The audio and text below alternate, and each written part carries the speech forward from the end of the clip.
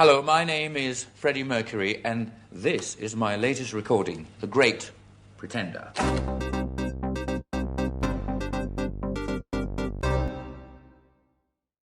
Farrokh Bulsara nació en Zanzíbar y falleció en Londres con 45 años. Su padre era tesorero y su madre era ama de casa. El matrimonio se mudó de India a África por el trabajo del padre y tuvieron 2 hijos. Farrokh fue el primero. Desde pequeño recibió clases de monjas anglicanas, aunque la religión familiar era el zoroastrismo, basada en el profeta Zaratustra. Con 7 años estudió en un internado británico de la India y el niño hizo 4 niveles de piano. Durante la adolescencia tocaba el piano en un grupo de versiones. Allí fue donde empezó a autodenominarse Fred o Freddy para que su nombre sonase más inglés. Volvió a su casa natal y el año siguiente la familia se mudó a Inglaterra por la revolución de Zanzíbar, follón que acabó creando el estado de Tanzania. Mercury se inscribió en una escuela politécnica y después ingresó en una conocida escuela de arte, donde estudió diseño de moda, gráfico y artístico. De dinero iba justito, así que trabajó como encargado de equipajes en el aeropuerto. Y como descubrió que las clases de dibujo pagaban 5 libras por posar sin ropa, pues allí que fue. Decía que Hendrix era su ídolo, y un compañero le presentó a los componentes del grupo Smile. Cuando terminó sus estudios, se mudó con el batería, abrieron una tienda de ropa de segunda mano y vio en directo a su nuevo grupo favorito, Led Zeppelin. En los 70 empezó todo lo bueno. Dejó el grupo en el que debutó como cantante y poco después, el bajista y vocalista de Smile abandonó la banda. Metieron a otro bajista, Freddie se unió como vocalista y cambió el nombre del grupo. Por suerte, se decantaron por Queen. Hicieron su primer bolo, y Freddie adoptó de apellido artístico Mercury por una canción que estaban creando. En esta época empezó a salir con Mary Austin, que trabajaba en una tienda de ropa. Las cosas en el grupo no iban muy bien. Freddie estaba casi en quiebra, Brian se doctoró en astrofísica, y el bajista dejó la banda, así que metieron a otro. Grabaron una maqueta. Una discográfica fichó al grupo a cambio de 20 libras por semana, y grabaron su primer álbum cuando el resto de clientes no utilizaba el estudio. Así que si David Bowie terminaba su sesión a las 3 de la madrugada, nos llamaban. Cuando tenía 27 años, Queen grabó su segundo disco, que estaba dividido en 2 partes. Triunfó más que su antecesor. Comenzaron una gira por Estados Unidos y entre el público se encontraban los Kiss. Grabaron su tercer álbum y consiguieron el disco de oro por vender 500.000 de copias. Freddie estaba acomplejado por su dentadura porque tenía exceso de muelas. Cuando le preguntaron por qué no lo solucionaba, argumentó que creía que si le sacaban algunos dientes, su voz quedaría afectada. Queen no estaba conforme con el acuerdo económico de la discográfica, así que buscaron un abogado que rescindió el contrato con los hermanos Sheffield.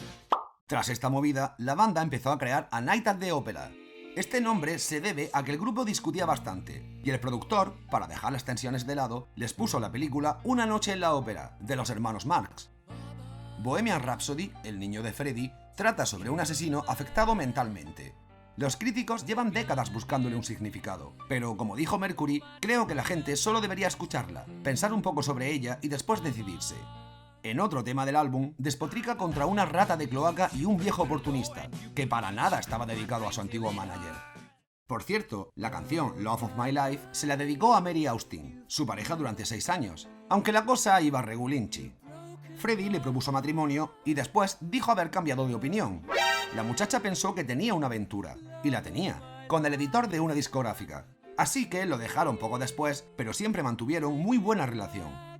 Los hermanos Marx eran una clara influencia de Queen, y bautizaron el siguiente disco con otra comedia de ellos. La indumentaria del cantante era una copia de un vestuario de Nijinsky, conocido bailarín y coreógrafo de los ballets rusos, que estrenaron obras tan polémicas como La consagración de la primavera de Stravinsky. Este álbum no se vendió más que el anterior, y estancarse era algo que no soportaba el grupo. Comenzaron a grabar un nuevo disco, y el cantante dedicó una pieza a la harina. Lanzaron su primer directo y sacaron otro álbum que tuvo 2 grandes éxitos. Además, Mercury debutó como bailarín de ballet. Tras la grabación de Flash Gordon, Queen actuó en Latinoamérica, y allí estaba Diego Maradona. ¡Dios, es un fenómeno! Cantó una canción junto a David Bowie en el siguiente disco, aunque el tema originalmente iba a tener otro nombre. Freddie comentó: tomamos varias botellas de vino y de repente dijimos, ¿por qué no probamos algo totalmente diferente? Lo que no cuentan es que quitaron un disco de oro de la pared para picar encima la harina. Tras la gira, los miembros hicieron un paréntesis para trabajar en proyectos propios porque nos sacábamos de quicio continuamente. Michael Jackson invitó a Freddie Mercury a su mansión para trabajar en 3 temas, pero lo que pasó entre ellos no queda claro. Unos dicen que Freddie estaba horrorizado por tener que cantar mientras la llama de Michael estaba en la sala. Otros dicen que el vocalista de Queen se sentía incómodo en el sofá con un chimpancé al lado. Y un diario aseguró que Jackson había pillado a Mercury volcando harina y lo mandó a su casa. El asistente de Freddie, presente ese día, indicó que las botas blancas de Mercury se ensuciaban de lodo mientras andaba por el zoológico casero de Michael. Resumen, que de las 3 piezas que grabaron, una la sacó Jackson en un disco. De la segunda se hizo una nueva versión con Mick Jagger y la última no se hizo pública hasta 2014. Bueno, pues Queen empezó a grabar otro álbum y hubo 2 piezas que lo petaron. La primera se debe al hijo de Roger, que estaba escuchando la radio y dijo Radio, caca. La segunda pieza ni trata sobre la homosexualidad de Freddie, ni la escribió a él. MTV les pidió un videoclip alternativo. El grupo se negó y Estados Unidos no quiso emitirlo, así que no figuró en las listas de éxitos. Mercury estrenó su primer disco en solitario y cobró $6 millones, más de lo que habían pagado a Queen por su álbum. La canción más conocida mostraba, entre otros personajes, a Brian May disfrazado de bruja. Si hay un evento que sin duda marcaría el año, sería el Live Aid, pero como no me da tiempo en 10 minutos a hablar de este evento ni de Wembley, os voy a contar la fiesta de su 39 cumpleaños. Casi 400 invitados acudieron a un salón adornado con 50 árboles secos que simulaban un bosque encantado. Había tantas cosas que mejor os las indico en pantalla. Dicen que también había enanos con bandejas de plata que portaban harina, pero el responsable de equipo indica que There was a dwarf covered in liver, and he laid there on a platter like this, and whenever anybody dug this dull knife into him, he would go like that. $200.000 de fiesta. En esta época, el cantante conoció al que fue su pareja hasta el fin de sus días, Jim Hutton, un peluquero irlandés. Poco después, Queen grabó otro disco y una semana antes del que sería el último concierto, el vocalista discutió con el bajista. Voy a tomarme un año sabático de Queen y me gustaría hacer algo extravagante, y comenzó a planear su segundo álbum en solitario. Un periodista le preguntó por su cantante español favorito, y él contestó, Montserrat Caballé, posee el mismo tipo de emoción que Aretha Franklin, y grabaron un disco juntos. I am Montserrat Caballé. I am the voice that sang with Freddie Mercury the song Barcelona, the song from my city. El problema es que en la mejilla de Freddie apareció una lesión cutánea común en personas con VIH.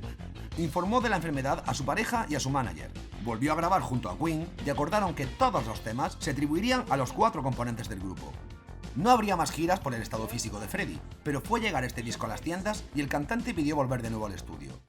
A Mercury se le daba muy bien el Scrabble, y una de las palabras que solía usar dio nombre al último álbum del grupo. Innuendo llegó a número 1 en ventas, y el videoclip terminaba con el cantante susurrando a la cámara. Freddie contó su enfermedad a la banda, les pidió que no dijesen nada, y con 44 años hizo su última aparición pública.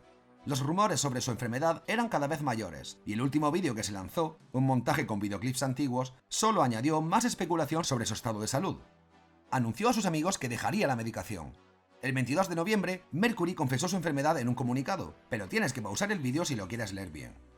Poco después entró en coma, y Freddie falleció por una bronconeumonía derivada del VIH con 45 años. Pidió una ceremonia zoroástrica, aunque él no era practicante. Fue incinerado en Londres, y en el traslado sonó una versión de Aretha Franklin y un aria del Trovador, de Verdi. Mary Austin recibió la mitad de la herencia de Freddie y se hizo cargo de sus cenizas, que esparció a los 2 años, pero nunca confesó el lugar. En 1995, el resto de la banda juntaron las últimas grabaciones de Mercury y lanzaron el disco Made in Heaven. Desde entonces, la música de Queen se ha utilizado en multitud de eventos, documentales, libros y películas. Por cierto, hay una persona que tiene el récord Guinness por haber visto la película de Bohemian Rhapsody 108 veces en el cine. Musicalmente, Freddie Mercury es digno representante de tantos estilos que no se puede definir en uno solo. Como curiosidad, le encantaban los gatos. Además, pusieron su nombre a un asteroide. El club oficial de fans de Queen es el más antiguo de una banda de rock, y el logo de la banda lo creó Mercury. Incluye una Q, una corona, los signos zodiacales de los miembros y un ave fénix, que simboliza el renacer del grupo a partir de conjuntos musicales anteriores. Para terminar, 4 años antes de morir, Freddie dijo: no aspiro a vivir hasta los 70, no quiero parecer macabro. He vivido una vida plena y, si mañana estoy muerto, no me importa. Lo he hecho todo. Realmente todo.